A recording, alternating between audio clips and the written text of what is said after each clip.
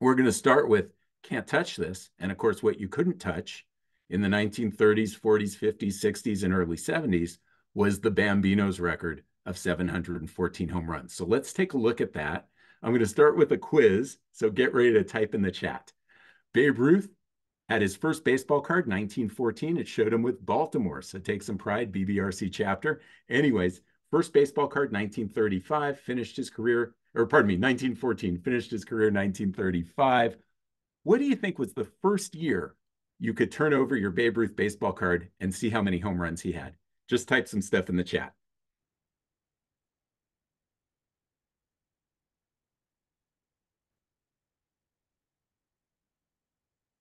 Okay, I see some brave guesses here.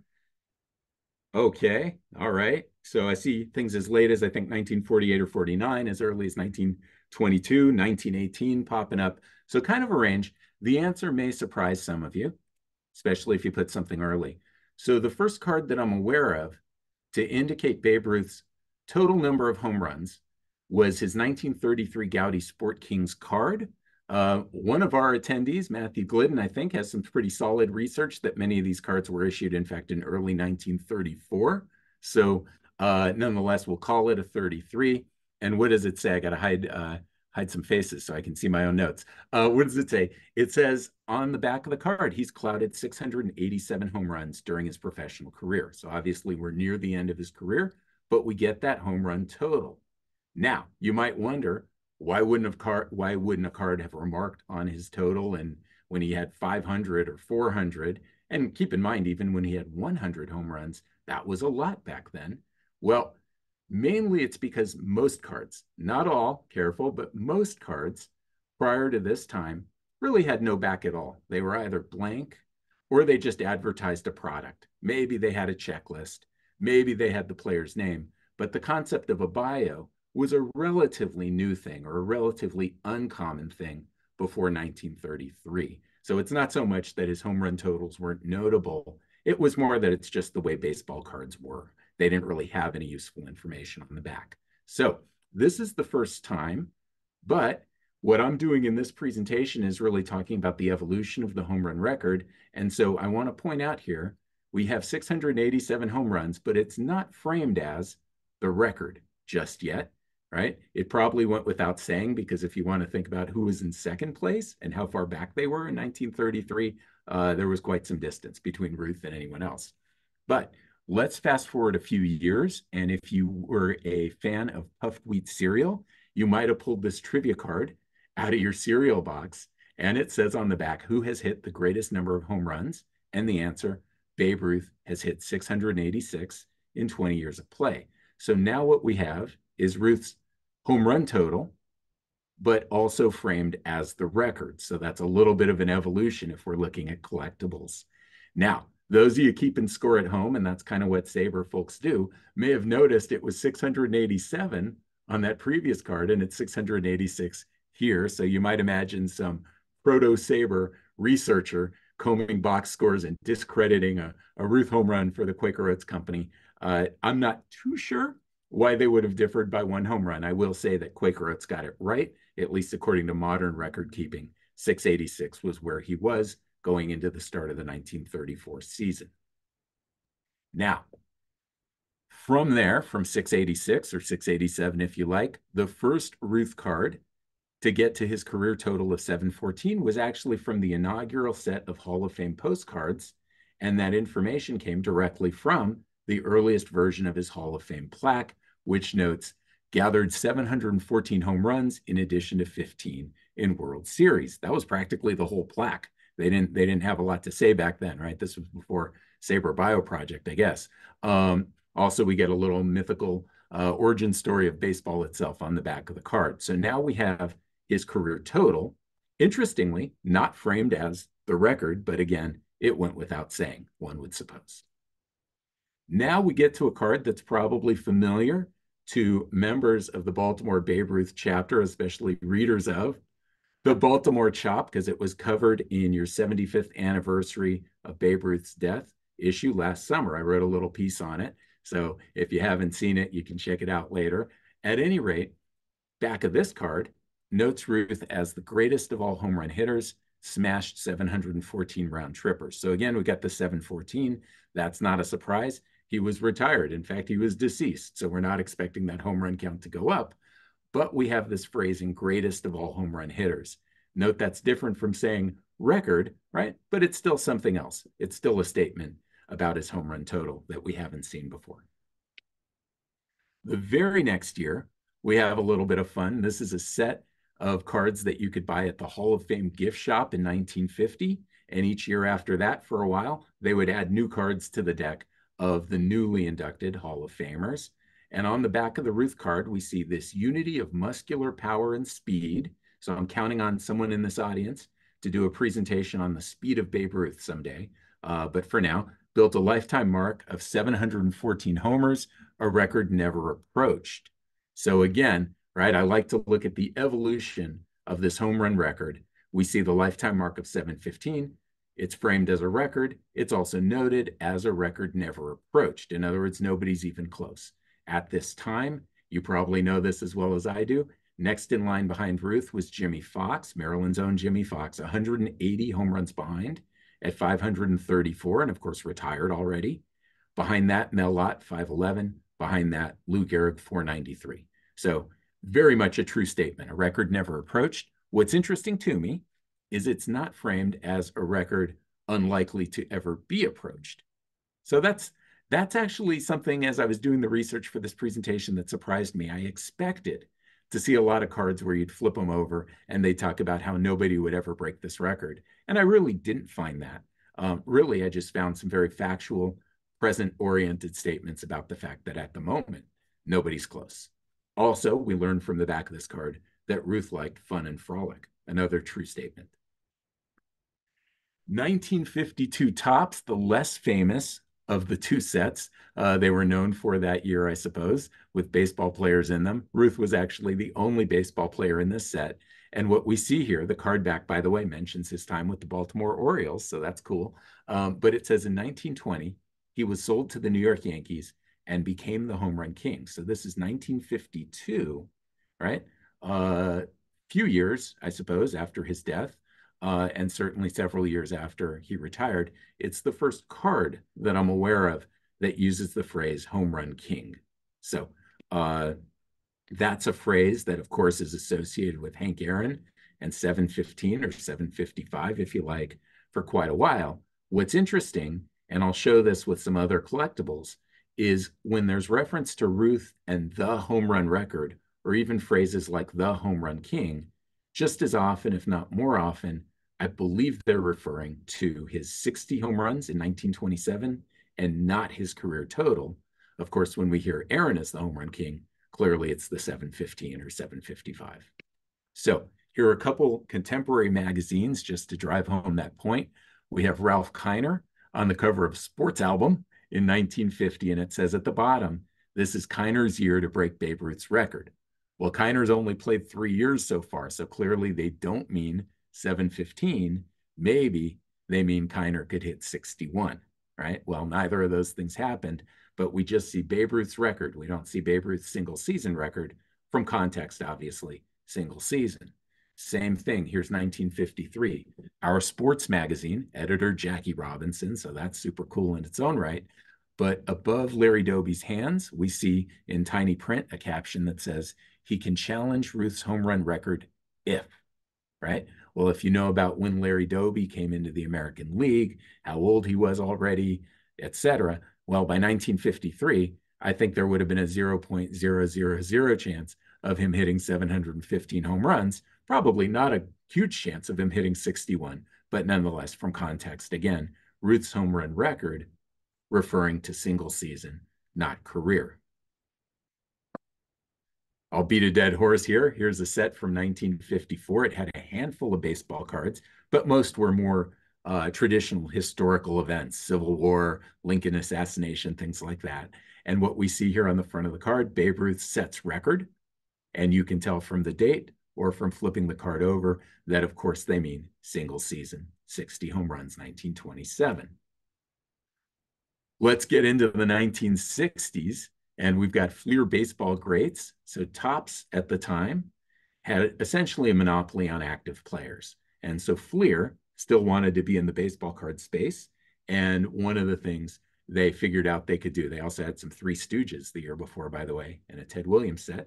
But one of the things they figured out they could do was put out sets of retired greats. And so here's Babe Ruth, coincidentally or not, card number 3 in the set. We saw that with the 1959 Leaf as well. And if we read the back, it says Ruth holds all-time marks for home runs, and then it keeps going, of course. But his most famous record is that of hitting 60 home runs in 1927. This is something intriguing to me, right? And I'm just going with these collectibles, mainly cards, right? There are probably folks who've read biographies, newspaper accounts, and other things and could shed some light.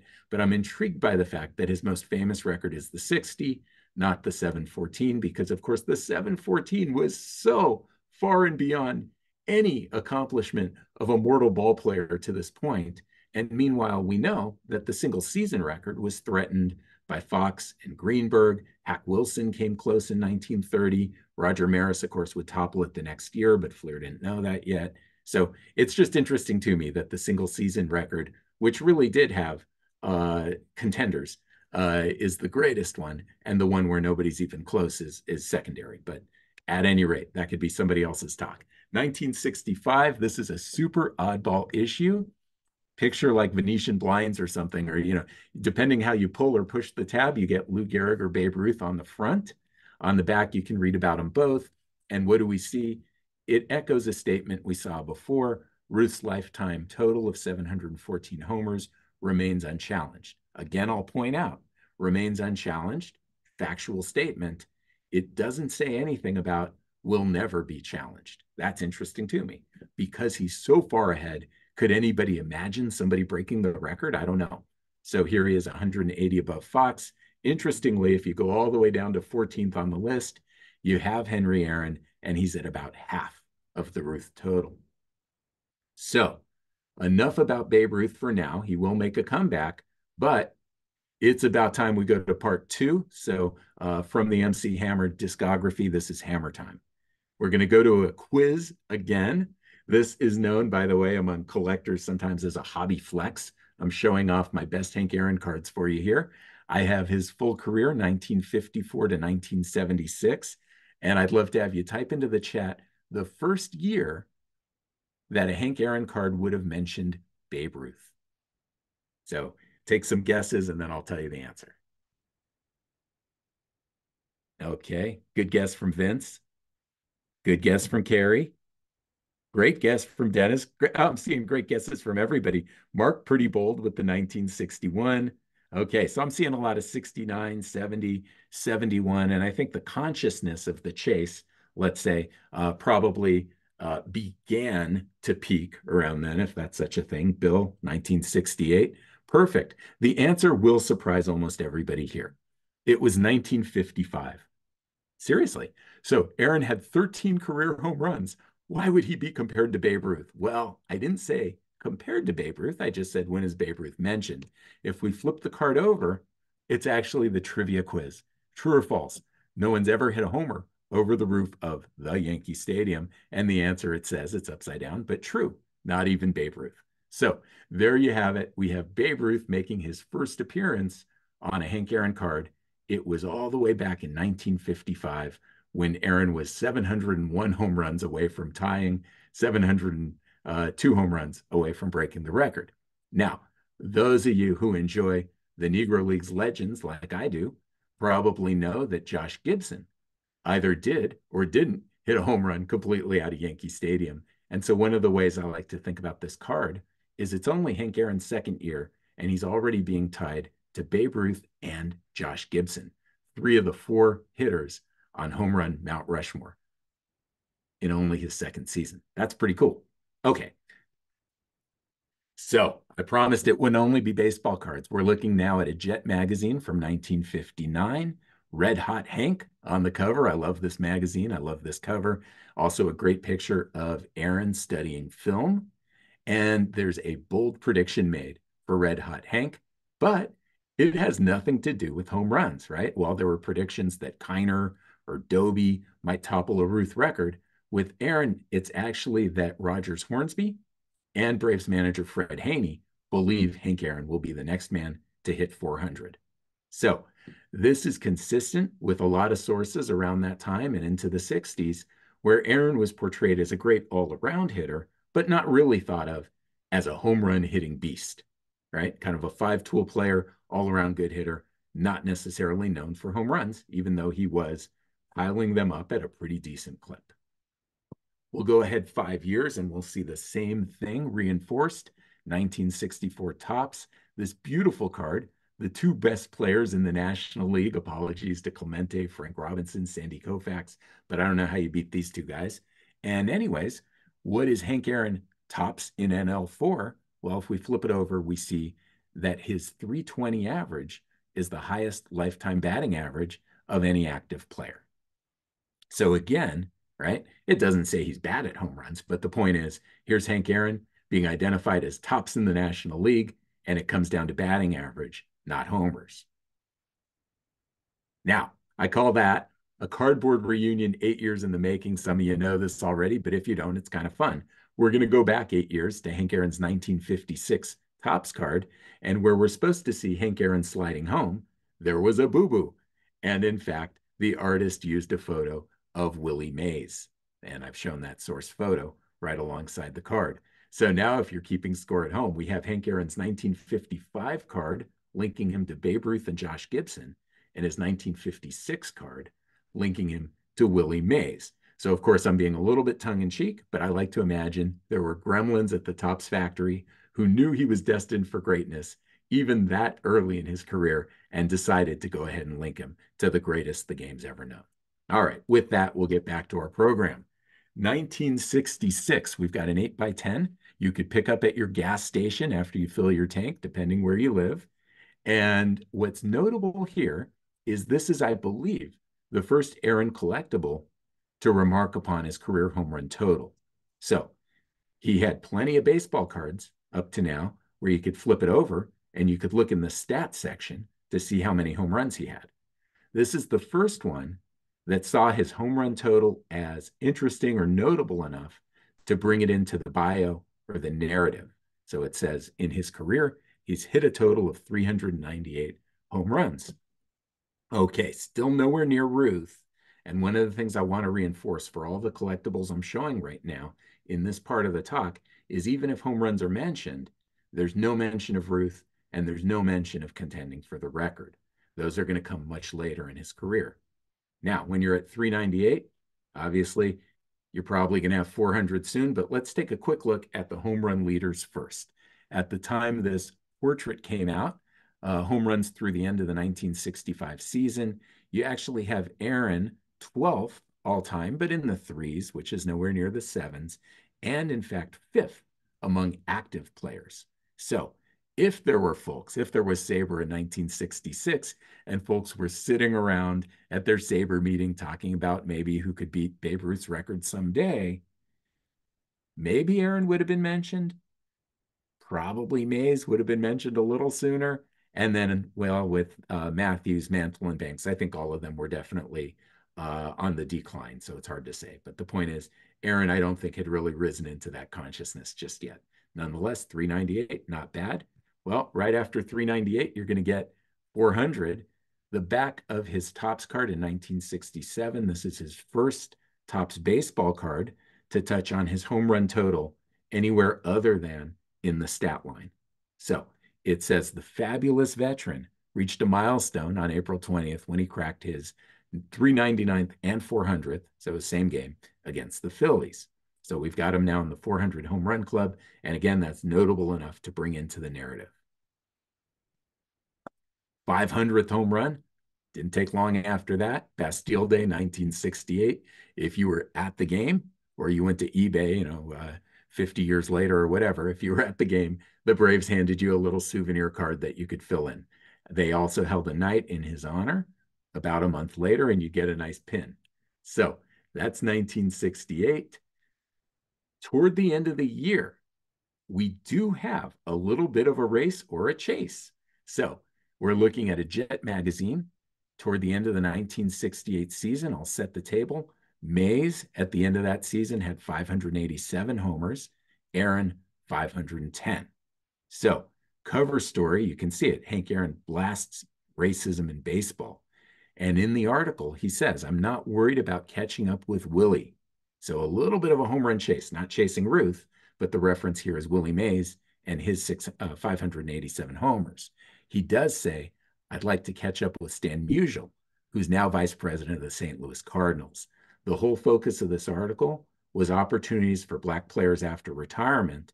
And so the person that Aaron was chasing wasn't Mays in homers, it was Musial in opportunity.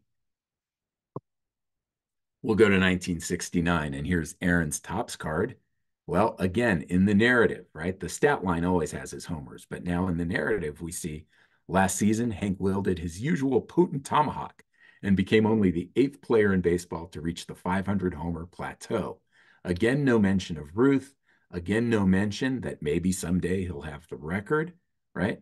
But certainly his career home run total is just going up and up and up, and we're seeing that reflected not only in the stat lines of his baseball cards, but generally in the narratives now. 1971, we do get reference to a Babe Ruth home run record, but it's not the one you might think. In fact, the back of the card notes that he tied Babe Ruth with his 16th straight 20-homer year in 1970. So he had plenty of home runs, 592 on the back of this card, but the record, no mention of 714, 715, or any of that. 600th home run. At some point, you're like, my gosh, how many more home runs is this guy going to go? Well, sorry, y'all, it's Hank Aaron. He hit a lot of homers, so I got a lot of stuff. Anyways, 600th home run early in the 1971 season. Again, it was at home, and the Braves had little cards to pass out.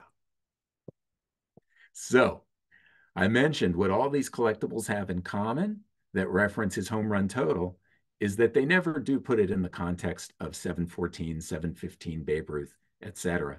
And so part 3, they put me in the mix, is all about Hammer, Hank Aaron Hammer, not MC Hammer, being mentioned alongside Ruth.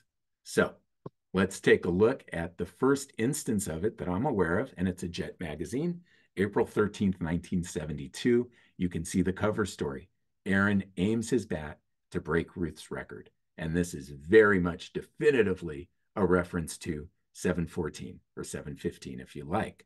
Setting the table at the time, Aaron, 639 homers, Mays, 646. So Aaron is really kind of making his way, right?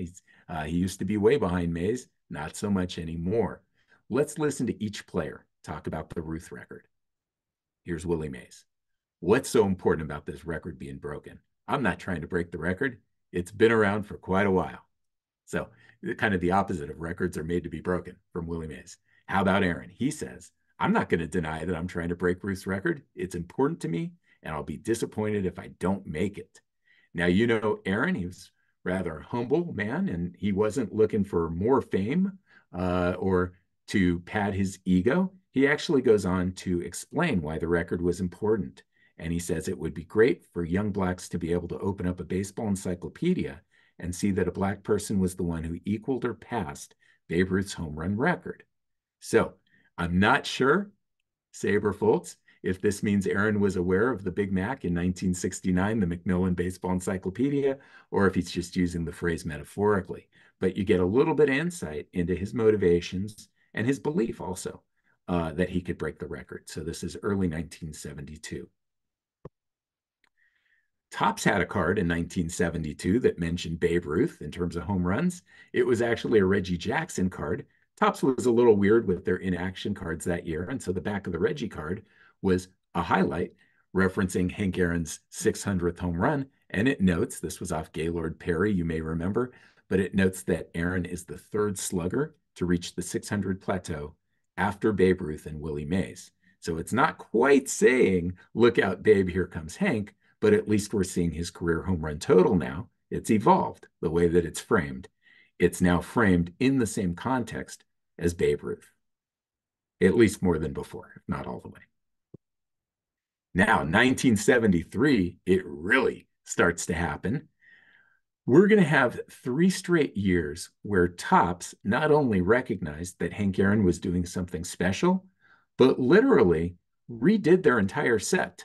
right, sort of threw away the template for their baseball card set based on Hank Aaron doing cool stuff. So 1973, 1974, 1975, we're going to see it. Here's the first of these years. 1973 Topps, for the first time ever, included a subset of all-time record holders. Now, why did they do that? I think it was because Hank Aaron was closing in on the record. In fact, there were 9 cards in the set. Most of the cards, well, 8 out of the 9, all the other cards besides the one you're looking at, had a single player on the front.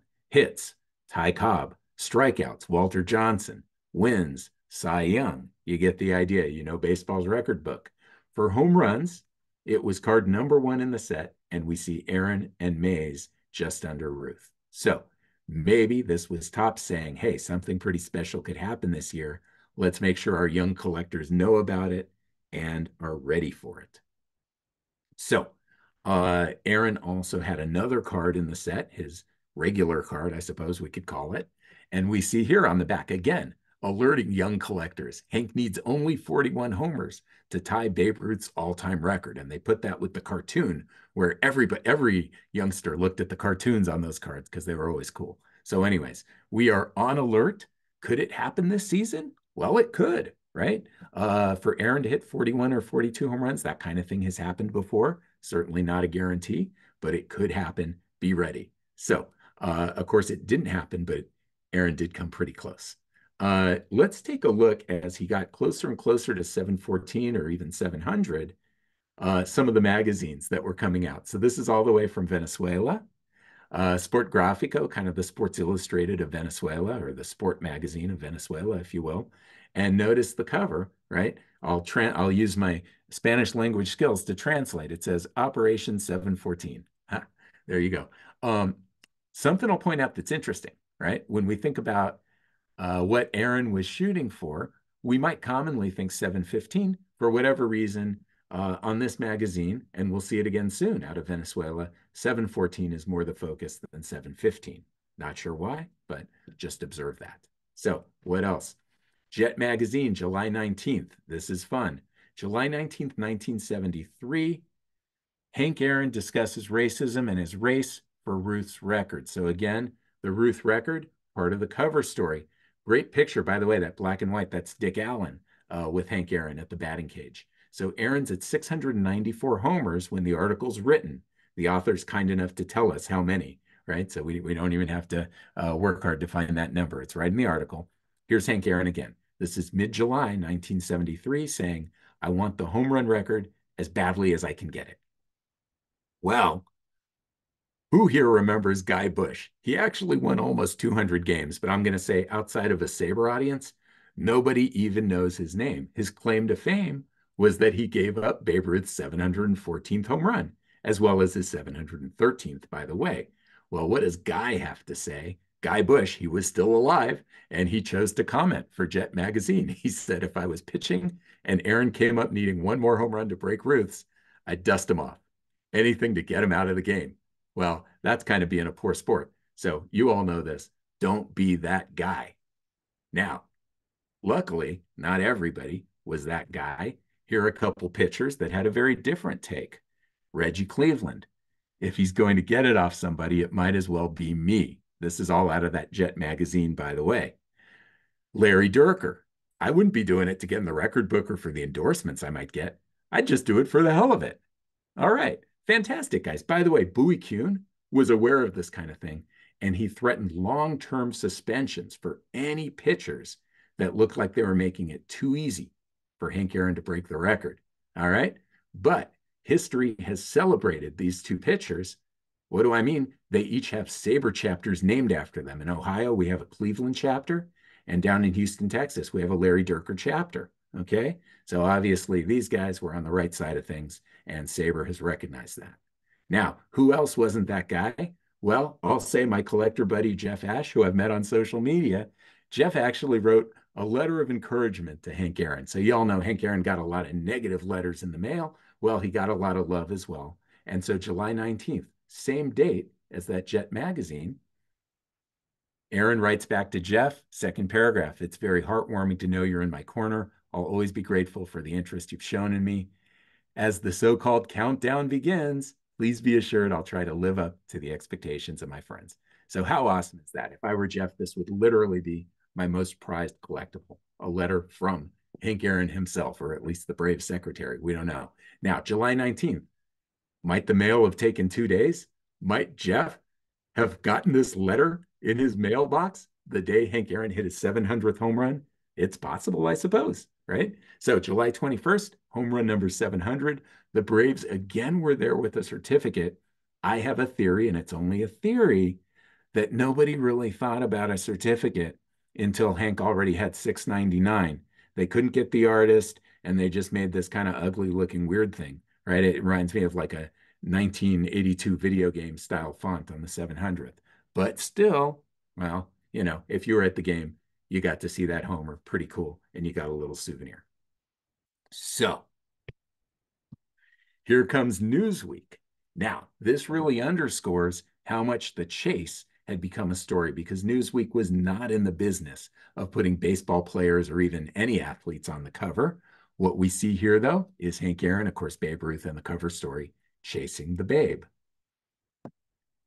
August 30th, Jet Magazine is back. Now, I want you to remember how enthusiastic Aaron was, how excited he was to break the record in the July 19th issue.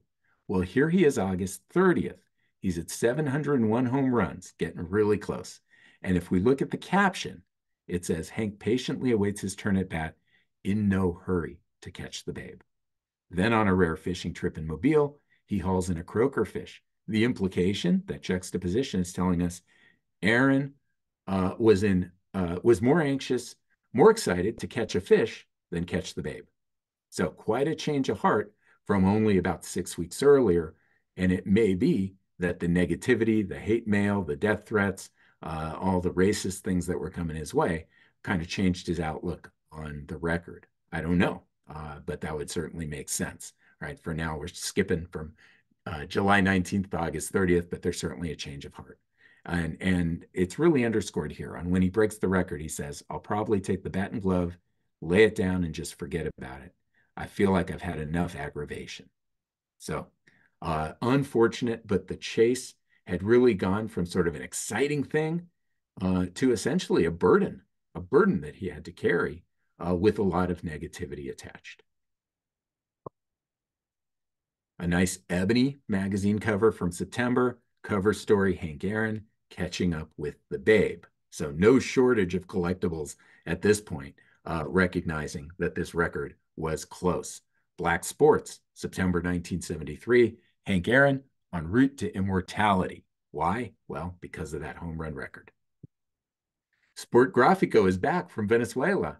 And again, remember before, it was Operation 714. Well, let's look at the cover story here. 714, 714, 714, 714. So quite the emphasis on catching Ruth, not so much on passing Ruth. Well, the season came to an end. Aaron had 713 home runs, as I'm sure most of this crowd already knew. Spoiler alert, he will break the record, I promise. But he certainly finished the year with a huge highlight. He married his fiancee, Billie Williams, now Billie Aaron, still with us and doing well. And of course, paparazzi followed them on their honeymoon to Montego Bay, including a reporter from Jet Magazine. Questioned about the record, Aaron had this to say. Everyone talked about the pressure I was under last year. It didn't really affect me that much. I didn't care.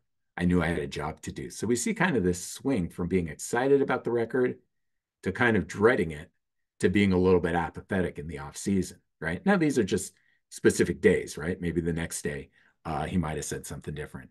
Then he comments, I've been doing the same thing for 20 years now.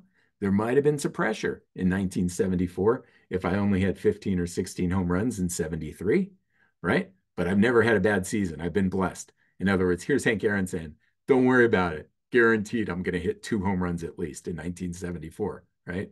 Guaranteed I'm going to break the record. All right. So that takes us to part 4, too legit to quit. Aaron knows he is on the cusp and he's going to get it done. 1974, what I consider one of the iconic Topps baseball cards. Again, they did something unusual in their set. I would say the next five cards, even more so than this one, but this was kind of an unusual card from Topps. It already crowned Hank Aaron the new all-time home run king. Of course, he was not yet. This card would have been in packs as early as March 1974. So there were many, many young fans opening packs of baseball cards, getting this card, seeing the new all-time home run king. And the truth is, he only had 713 home runs. So not yet. If they flip it over, right, if you want to parse verb tense, the back says Hank becomes baseball's all-time homer king in 1974. So Topps, with a not very bold prediction, went ahead. They just went for it. Now, I mentioned the first six cards of the set honor the imminent home run king. Let's look at the next five because this was something brand new that Topps had never done before. They gave a Topps baseball card retrospective of Hank Aaron's entire career. And I want to emphasize how cool this would have been if you were like a 10-year-old kid in 1974 and you got one of these because there wasn't the internet. There weren't card shows that kids went to. There weren't baseball card shops on the corner, right? And so you're opening this pack in 1974 and you have a chance to see what Hank Aaron's card from 1956 looks like. That's amazing, right? There's probably no other way you would have known what it looked like. And if you're really looking carefully, you'd say, wow, I didn't know he batted left-handed in 1957. But what an awesome thing to be able to see all these old baseball cards of Hank Aaron in 1974. We'll move on. So Topps called it before it happened, right? This card was out in March. Hank Aaron was 2 home runs shy of being the all-time home run king, but Topps just went with it. But there was another collectible that even had the scoop before Topps. So, of course, that would be Little Caesars. They put out a sport calendar for 1974. You might imagine, right? When do calendars come out? Well, probably November, December at the latest of 1973. And under Hank Aaron, their caption noted, well, 1 home run to tie, 2 to break. Okay, great. That will happen, it says. That's my emphasis, but that will happen in the first few days of the 1974 season. So Little Caesars was all about crowning Aaron even before he hit 715. All right, just a few other collectibles to show here. The Braves have probably one of the greatest team artists of all time. In fact, let me just say, they do have the greatest team artist of all time. They had Waylon Moore. I should apologize because the Phillies briefly had Dick Perez, so hold on, maybe a tie. But anyways, Waylon Moore really worked with the Braves for a while and just did some work. I love this cover. Notice, obviously, Aaron and Ruth. We have 714. We even have 715, 716, and maybe even 717. So the first collectible I know of to go beyond 715. But really, I'm just showing it off because I love Waylon Moore. Okay, Baseball Digest. No surprise. Cover story. Hank Aaron, the chase resumes. And now part 5, Feel My Power. It's happening, y'all. Here we go. So, April 4th, home run number 714, Waylon Moore artwork on this beautiful certificate that the Braves were ready to hand out to fans. There was only one problem. The homer was hit on the road in Cincinnati. What that meant was about 35,000 of these certificates got stuck in a warehouse somewhere, and fortunately, several decades later, eventually made their way into the hands of collectors like me. Hopefully, everything was on the up and up. I didn't ask any questions, but I do have one of these. Now, 4 days later, 715. Again, the Waylon Moore artwork certificate. This was, of course, at home. It was against the Dodgers. And there were also various pins related to the chase or related to home run 715 as well. All kinds of things. Postcards, tons of stuff came out going with this record. Sports Illustrated followed up with what I think of as their most iconic magazine cover. Sports Illustrated, rest in peace, I guess I could say, their 715 cover. The Sporting News had a 715 cover. I'm going to say not quite as iconic, but sort of interesting artwork of the Babe and the Hammer. Jet Magazine took things to the next level. We have Aaron, and it's a little harder to see, but the ghost of Babe Ruth going the other direction. But what I love about this Jet Magazine, besides the cover, is it wasn't just crowning Aaron the new home run king. They were already looking into the future. Who can top Aaron, right? Well, the title says it all, almost no contenders for Aaron Mark. But ultimately, the person they choose as having perhaps the best chance is Reggie Jackson. They do the math on it. They figure out a fairly unrealistic total of home runs he was going to need each of the next 12 years. But nonetheless, what they absolutely got right was out of all the young players in the game at that time, Reggie did finish with the most career home runs. So good job, Jet Magazine, and never too early to think who's next.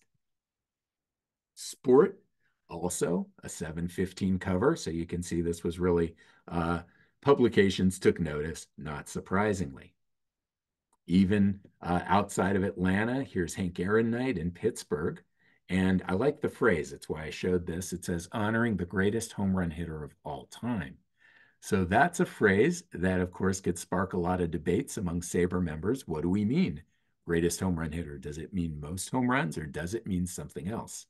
Interestingly, Aaron himself, before he broke the record, said, even if I pass Babe Ruth, he's still the greatest home run hitter because, and he went on to cite things like Babe Ruth's slugging average, right? And getting at the idea that Babe Ruth got to his 714 and far fewer at bats. So I'm not going to take any qualms with the phrase. I like it. To me, Aaron's the greatest home run hitter of all time, but obviously something that can be debated. Black Sports. So terrific publication. This is maybe my favorite Hank Aaron cover. We see Aaron here. Again, notice 714, not 715. But we see this beautiful Aaron artwork in front of the American flag.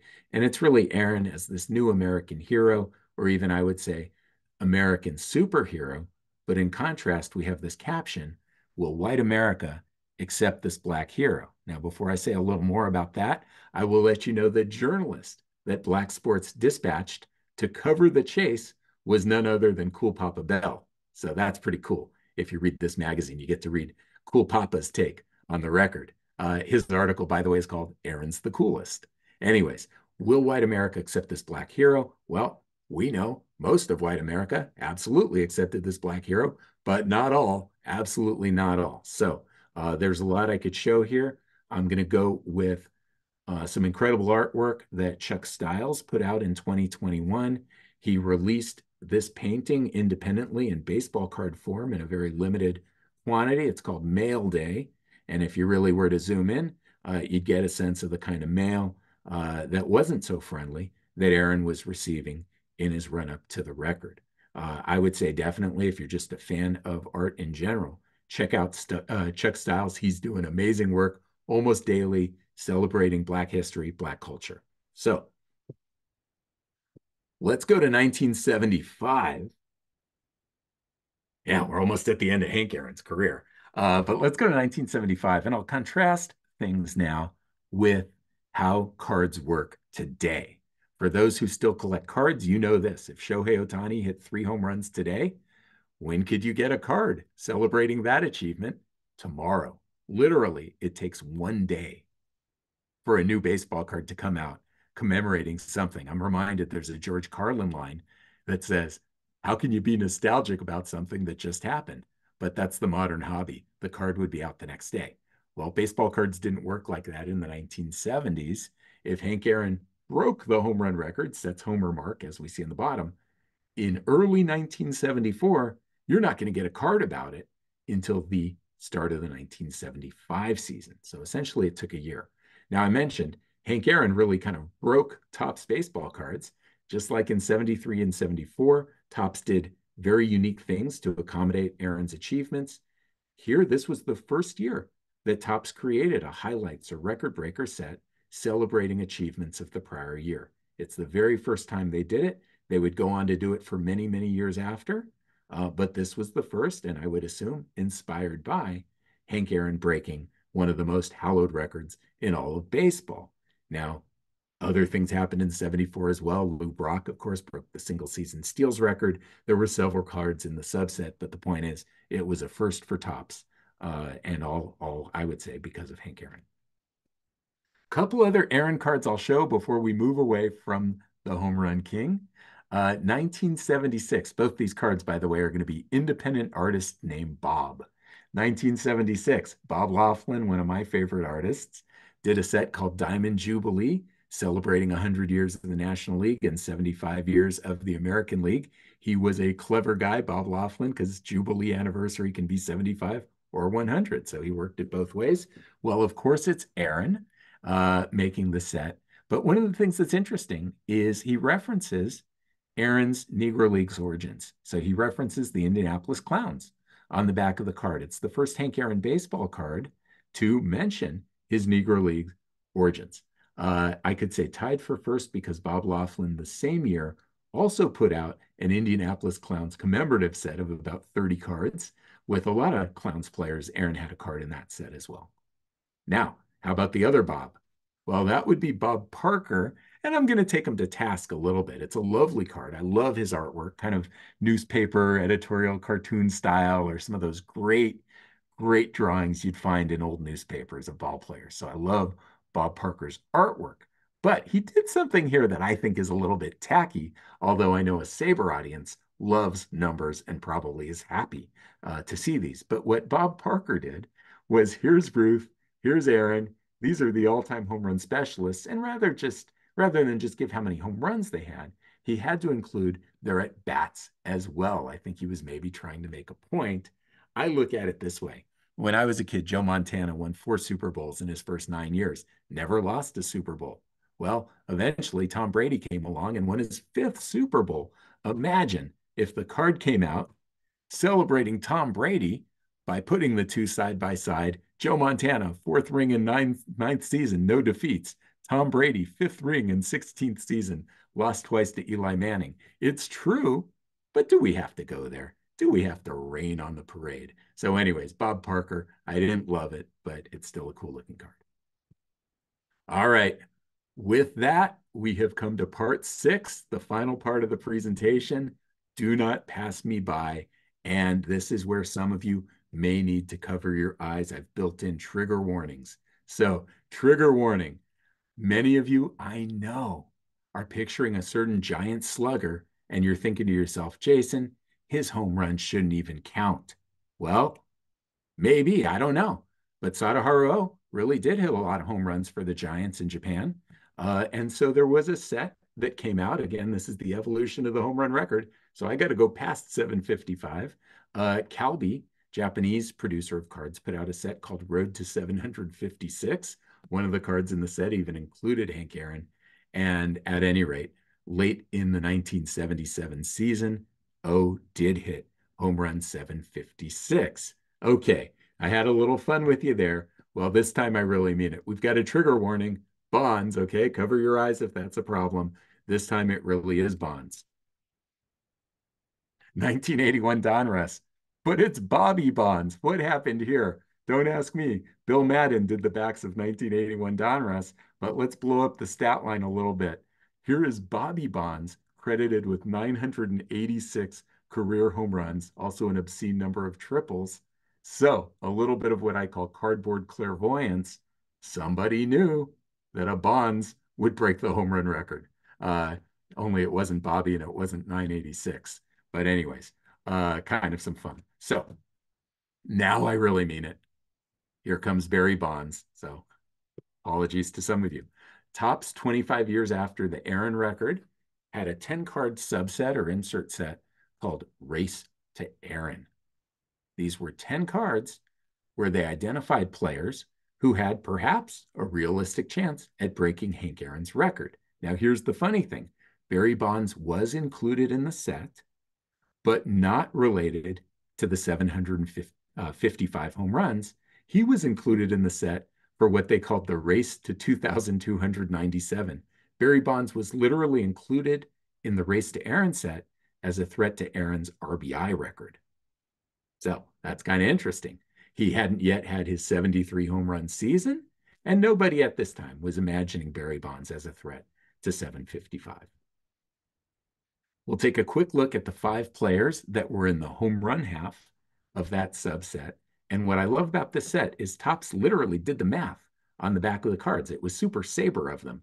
They literally did the math. So you flip over the McGuire card, and it says he would need 43 home runs a year through age 41. Very possible, because keep in mind, he hit 70 the year before. When a guy hits 70, anything's possible through age 41, right? I like to say about this era of baseball that 50 is the new 30. So, anyways, let's look at Ken Griffey Jr.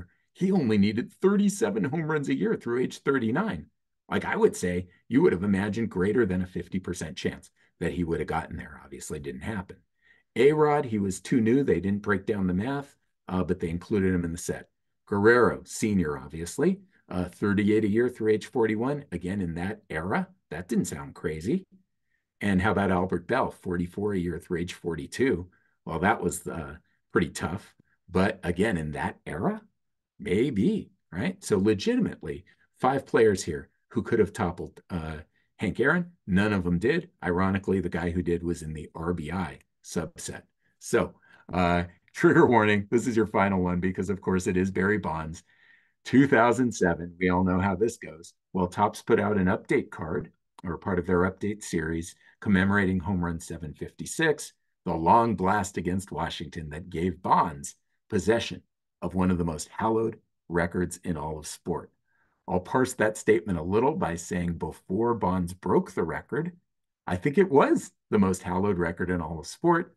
Today, obviously, it sparks a great deal of debate. There are people out there who think of 762 as essentially a meaningless record, that the record book is basically down the toilet or in the trash. And then there are certainly other people that give Barry his due, and they look at 762 and might regard it as one of the most hallowed records in all of sport. I'll give you my take at the very end. Move over Barry, though. Remember that Jet magazine, right? They were already trying to predict who could pass Aaron. Well, in the same way, who could pass Barry? Let's turn our attention to 2013 Topps and Albert Pujols. It's a little hard to see. I'll put a box around it. We have this thing that says career chase with 475 home runs. Pujols is 287 from Barry Bonds' all-time record of 762. Well, guess what? When you read that, you're like, okay, could he do it? And again, I would say you'd probably assume, yes, I think he's going to do it, right? All he needs is several good years with the Angels. Well, that didn't quite happen, but anyways, but it was a cute feature because Topps didn't just do this for the guys like Albert Pujols, who had impressive career tallies. Let me show you an example. Dylan Bundy, anyone? I chose an Oriole for you.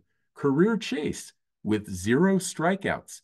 Bundy is 5,714 away from Nolan Ryan's all-time record of 5,714. I can't even read it with a straight face, but the point is, Topps literally gave a career chase milestone to every single player in the set. So this is true. Dylan Bundy, spoiler alert, he did not catch Nolan Ryan. It turns out he came so close, but he didn't do it. Okay. One of the final things I'll show you, back to Pujols, right? Because he looked like he might do it, is I've broken down the top 7 career home run leaders by decade of their career. Through age 30, here is Uncle Albert with 408 home runs. Well, that is a lot, right? But then a pretty good drop off to 254. Now, mere mortals would love to hit 254 home runs from age 31 to 40, averaging 25.4 a year. Mere mortals, yes. But if you're trying to pass Barry Bonds, it's not going to cut it. What I really want to show, though, is the Hank Aaron line here. We think of Aaron as a model of consistency.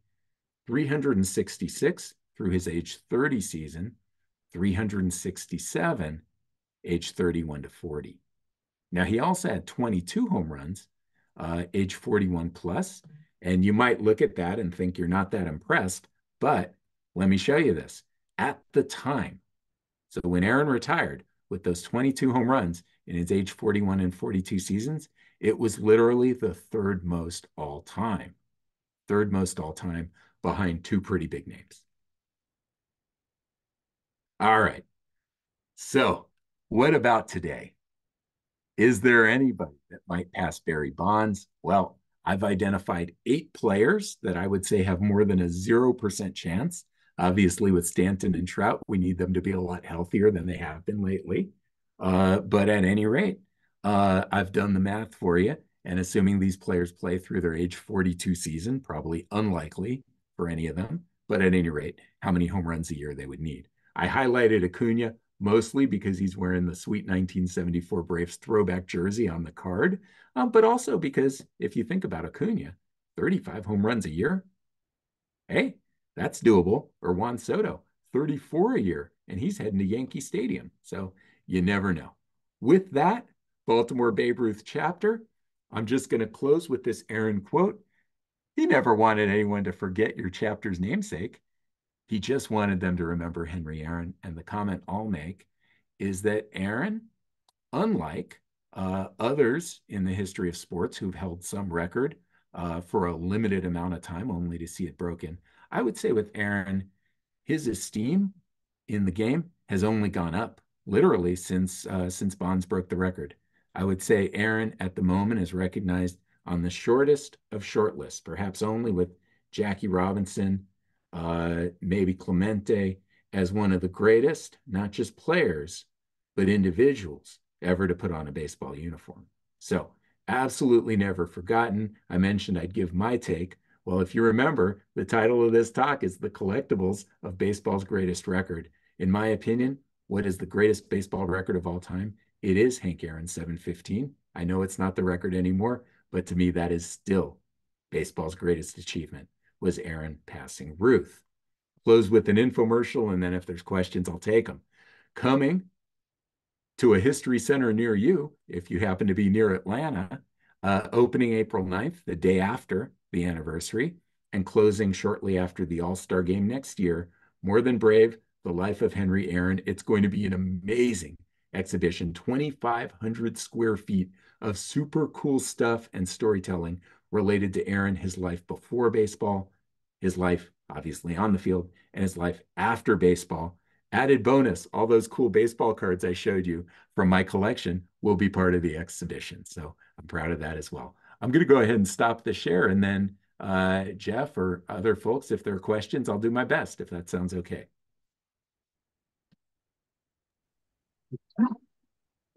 And I guess you can unmute if you want to do it live too. Yeah. Jason, do you remember about when you think that the Hammer's collectibles, from a pricing and marketplace point of view, caught up with other prominent names? I remember it lagging for a long, long, long time. What do you think of? And I don't know if it was simply because Hank was alive and genial and not so controversial. Sometime in the last decade is what I would think.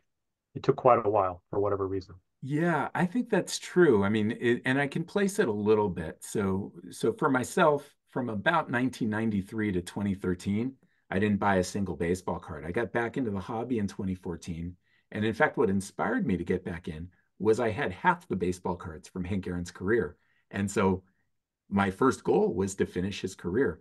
And I'll say the typical card I bought in 2014 would literally be 5 or 6 times as much today. Um, his cards were tame. I mean, they were above Frank Robinson. They were probably below Willie Mays, well below Mantle, well below Jackie. I would say below Clemente. But yeah, I mean his 1954 rookie card, for example, is absolutely through the roof.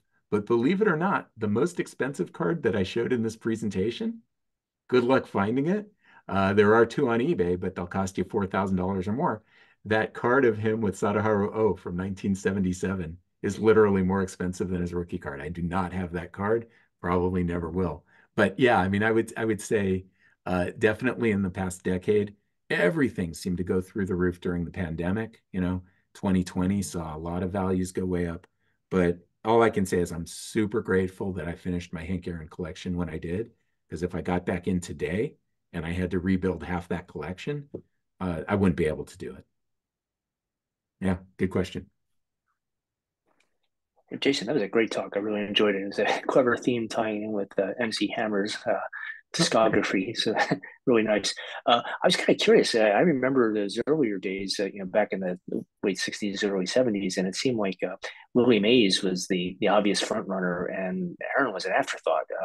It actually kind of shocked me a little bit when he kind of rose up and passed Mays. It was. I wonder if that helped at all to keep him out of the spotlight, but he certainly paid for it in terms of the pressures and the obvious racist things he had to deal with for the last year or two of that chase. Yeah, I mean you're absolutely right. I mean it was a little bit the tortoise and the hare. right? It was kind of like, here's Hank Aaron piling up, his 36 home runs a season, right? I mean, Willie Mays, if I'm remembering right, had a monster year in 1965, more than Aaron, I think, ever hit in a season. But here was Aaron. It was just every year, right? Somewhere between 34 and 44 home runs. So I think he did really sneak up on things. It was interesting because remember, I showed that card with Babe Ruth, Willie Mays, and Hank Aaron from 1973, the all-time home run leaders.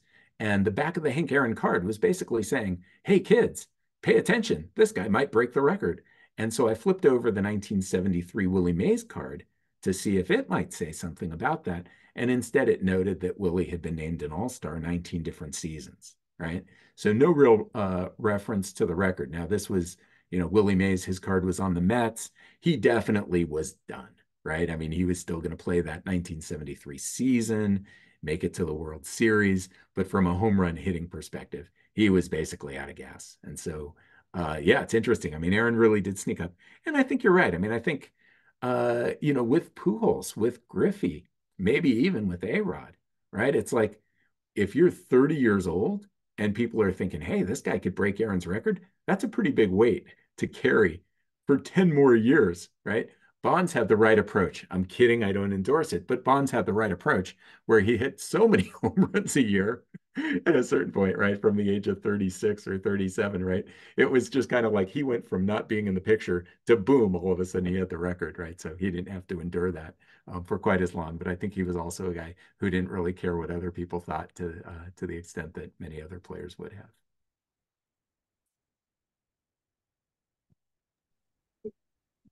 I think Glenn has his hand raised there. Yeah, go for it, Glenn. Yes, thank you for a wonderful presentation. Really, really have enjoyed this. I like the way you approach it, and I like the way you handle yourself. I was curious, with your collection of Topps Hank Aaron cards, do you have the one that they put out in the Sports Illustrated covers? They did 70 Sports Illustrated covers, and they included that one as one of them as a baseball card. Did you get that one by any chance? Yeah. Oh, for sure. For sure. Good. Yeah. So Good. I showed kind of my 50 from his playing career, right? And then of course I Yes. got a pretty big binder full of cards that have been out since then. So yeah, that 715 cover has made it onto a baseball card. And while Yeah. I'm gonna say I'm gonna admire, I definitely see a 77 Topps Thurman Munson. I think I see a 67 Topps Willie Stargell, Oh 67 yes. Topps Ernie Banks, right? They're Well, super tiny on my screen, but I'm seeing some pretty good stuff. I also have, I Okay, don't know if you can yeah. see it, but And there you go. Yeah, yeah. And that's right. Because you'd sent me that picture. And I was thinking to myself, I'm pretty much going to be showing those same things, just not arranged yes. that way. But that's a wonderful way to collect, is to sort of partner the magazine with the cards. So fantastic. Thanks, Glenn. Well, thanks again. Thanks Oh, very you got much. it. Looks like Tom has a question. Yeah. Yes, this got me to thinking of a question I've always had in the back of my mind, but didn't know where to check to get an answer. So I figured I'm in a SABR group, so somebody may be able to find us. I was always fascinated by Aaron that he hit 44 home runs, which is the number on his back, so many times. So that raises a question of, has anybody player hit the number of home runs that's on his back more times than Aaron did? And we got to exclude somebody who had a number 2 on his back or 3 or something like that. Right. No, that's a great question. We definitely have researchers in our audience that I think can take that one on. I can't say off the top of my head. I know Glenn might actually know the answer. I think he's telling Al us. Oliver, every year after his retirement, he Oh, wore the perfect. O on his back. Yeah, 0. We'll count it. We'll count it. All right. Any other questions? Jason, are you familiar with Pacific trading cards? Oh, for sure. Yeah. Okay. I have a box of 220 of them here. It was a giveaway or something at a show, so I'm sure you have this card then. I do. I do. Yeah, those are cool cards. I can't Those put are it cool the right cards. angle, If but you're I'm familiar. remembering right, they have just some terrific photos of about 90% of the players, and then about 10% of the players, usually the really old timers, literally it looks like you opened up the coffin and they've got like the mortician's makeup and everything. Oh, Like they look back from the dead. maybe they're in here Of somewhere. I see Carrie smiling. Am I right, Carrie? Those wouldn't make it to the Rucker archive. No, I think of the Dot Kramer comes to mind right away. That's Yeah, just a horrible, yeah, photo. there are some rough ones, and nothing but love for TCMA. But then we've got some of the TCMA PC cards with, yeah, there we go. There's Luke Appling. I kind of like that one though. Kind of like that one. Yeah. So Yeah, Jason. I gotta say though, while we have Jeff on the screen, for anybody who didn't come early, that's a snapshot Jeff took personally as a 12-year-old kid of Satchel Paige. Oh, You've actually, I never think seen that before. that would have been, I would actually been about 16 then. Oh, 16. I was Okay. talking about earlier, became a fan like when I was 8 or 12. Yeah. But that's insane. And I was such a big Hank Aaron fan. In study hall in school, I was actually calculating year by year what it would take him to beat Ruth's record back in the mid to and early 60s. I was wondering if we had some pre-SABR calculations going on. I wasn't around for it. And another thing, I would take the Mays and Aaron and Clemente and Frank Robinson, and I'd had like 10 different categories, and I'd figure out like the runs, RBIs, and per at bat basis. Oh wow! And listed all of them in order, and then had a point system. Would like if you were number one, you'd get 10 points, 9, 8, 7, 6. But I always tried to finagle it to make Frank Robinson look good because he was. Well, I was an Oriole fan, and he was my favorite player in the American League. Well, you wouldn't have had to tweak the formulas too much to make him look good. He usually came in third to Aaron and Mays. Okay, well, yeah. But I tried to figure out a way to make him look better. It was a tough era to be an outfielder if you wanted to be the best or second best. You had some pretty tough competition. Yeah. Other questions? I remember growing up in the 50s in Cleveland. There was a Dandy potato chip company that had baseball cards. And I remember having a Bob Lemon and a couple other Indians cards. Was that just local for the Cleveland area, or did they produce cards for all over the country? That was all over. So that was 1954. And yeah, it's a pretty cool looking set. Some of the cards are a little greasy or oily from the potato chips. But yeah, I've got a Gil Hodges from that set. I've got a Monty Irvin. There are quite a few New York players for sure. I don't know if it was the whole country. For instance, I don't know if the West Coast had them, but it was certainly more than just Cleveland. Jason, have you looked at the progression of how maybe the disc spinning games, dice rolling games, or others, how they change the perception of home run leader's power from year to year, and whether Hank got the same type of ratings as Ruth and others did during his career? That will have to be somebody else's talk. I actually don't have any of the games. So I know that's a little bit of a lame excuse because you could probably find the cards or something online, but I have not done that. I definitely have not done that. But yeah, I mean, it's definitely interesting with Aaron, early in his career, he certainly discussed as just an absolutely great player, but not so much as a home run hitter, even though he was hitting home runs. Okay, anything else? Any more questions? I don't know if we actually have a time limit on this thing or not. Any other questions? Okay, I guess we can wrap it up. And thanks a lot, Jason. That was a really great presentation. Really enjoyed that. And I'm sure, yes, everybody's applauding.